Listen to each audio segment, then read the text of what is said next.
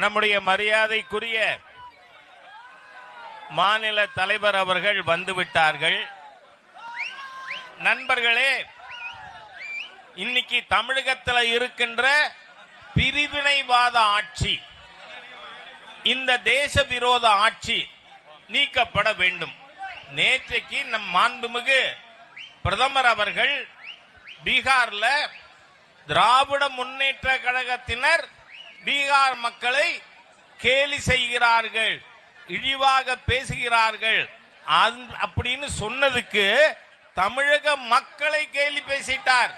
தமிழக மக்கள் அந்த மாதிரி செய்யறாங்கன்னு பிரதமர் சொல்லிட்டாருன்னு பச்சை பொய் ஸ்டாலின் சொல்லி இருக்கார்.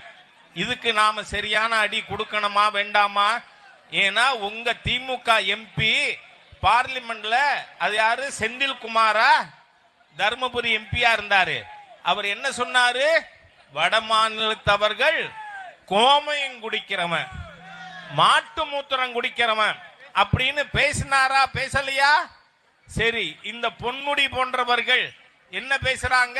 அவன் பானிபூரி விற்கத்தான் லாயக்கு அப்படின்னு பேசுறாங்க.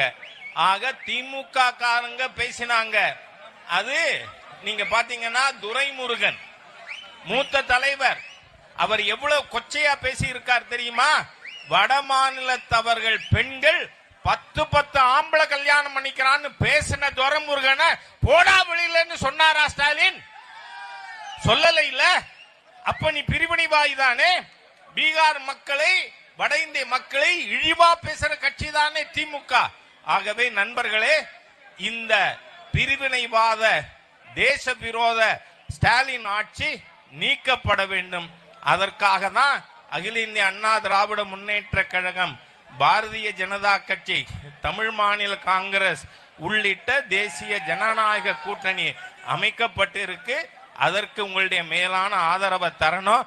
அது மட்டுமில்ல, நான் ஏற்கனவே சொன்ன மாதிரி 4 மாசம் தினந்தோறும் வாக்காளர்களை சந்திக்கணும். இந்த தீய சக்தி திமுகவை தூக்கி எறியணும்னு செய்வோமா? செய்வோமா? நன்றி.